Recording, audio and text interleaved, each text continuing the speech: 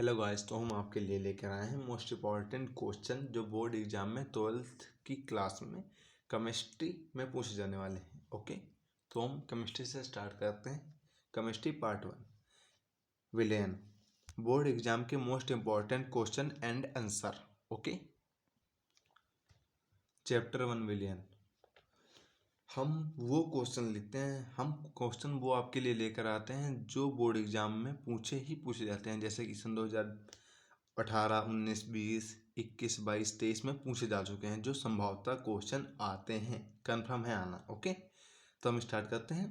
Question number 1, ये तो most important question वही लिखते हैं हम इस कॉपी में जो मोस्ट इम्पॉर्टेंट होते हैं। ओके, तो स्टार्ट करते हैं। पहला क्वेश्चन है, राउल्ट के वाष्पदाब अवनमन नियम को परिभाषित कीजिए, अथवा तन विलयनों के राउल्ट नियम को परिभाषित कीजिए। राउल्ट के नियम कितने प्रकार के होते हैं, उदाहरण देकर समझाइए। ओके, इसका ये क्वेश्चन इस तरीके से पूछा जा सकता है और इस तरीके से भी पूछा जा सकता है। ओके, तो उसमें तरीके से चेंज हो जाते हैं, बाकी क्वेश्चन राउल्ट का नियम तो आना ही आना है, कंफर्म होता है। ओके, तो इसका आंसर जो है, आंसर इसका स्टार्ट होता है राउल्ट का नियम। तो आपको ऐसे हेडिंग डालने हैं और लिखने का सही तरीका इस्तेमाल करना है। आपको अपने मन से चाहे जो नहीं लिखना है वहाँ पे। ओके, तो सही से लिखना है, बस सही से, जो भी जितना सही हो जाए, आप जितनी अच्छी राइटिंग बना पाओ, जितने अच्छे से वहाँ पे उनको, जैसे एग्जामिनर को समझने में काफ़ी आसान है। ओके, तो स्टार्ट करते हैं। राउल्ट का नियम। राउल्ट के नियमानुसार किसी विलायक में अवाष्पशील विलय मिलाने पर विलयन के वाष्प दाब के आपेक्षिक अवनमन उसमें उपस्थित विलय मोल प्रभाज के बराबर होता है। अर्थात इसके कहने का मतलब है,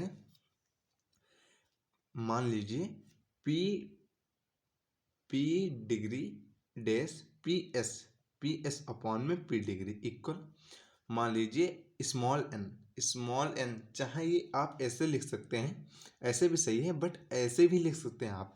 मान लीजिए इसको जैसे कि P degree dash P S upon में पी डिग्री, और ये लिखने में थोड़ा दिक्कत हो सकती है, बट आप ये लिख सकते हैं जैसे कि मान लीजिए एक स्मॉल एन अपॉन में small n plus N.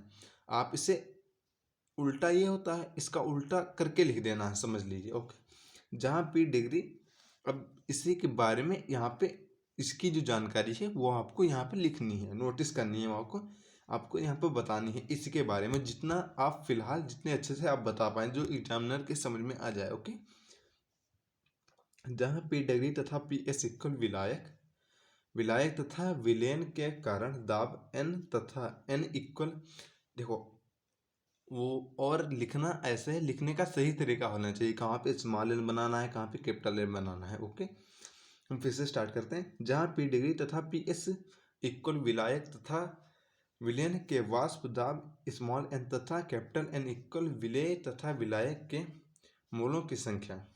Okay, इसका यहाँ पे समझा रहा है। जहाँ इसको मान लीजिए पी डिग्री ये हो गया डैश पी एस, मतलब पी का नाम है विलायक तथा विलय के वाष्प दाब। ओके, और स्मॉल एन तथा कैपिटल एन इक्वल विलय तथा विलायक के मोलों की संख्या। ओके, तन विलयन के लिए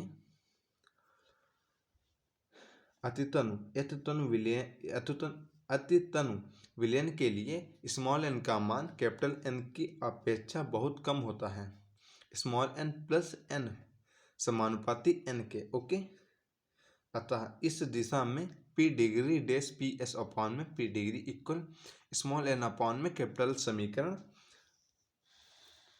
समीकरण प्रयुक्त करते हैं। यह अवाष्पशील विलय के तन विलयनों के लिए लागू होती है। ओके, ये हो गया राउल्ट का नियम। ऐसे आपको लिखना है, बट आप जैसे कि आपसे पूछा है, आपसे अगर पूछ रहा है कि राउल्ट का नियम सिर्फ बताइए, तो आपको सिर्फ और सिर्फ यहाँ तक लिखना है, सिर्फ इतनी हेडिंग लिखनी है जो राउल्ट का नियम अगर पूछता है। और अगर उसमें पूछता है कि उदाहरण देकर समझाइए, तो इसके लिए आपको उदाहरण ये लिखना होगा। ओके, नीचे का स्टेप आपको यहाँ से उदाहरण अगर पूछता है तो नीचे का स्टेप लिखना है, अगर उदाहरण नहीं पूछता, सिर्फ और सिर्फ परिभाषा पूछता है, राउल्ट का नियम पूछता है, तो नियम सिर्फ और सिर्फ आपको यही लिखना है। ओके।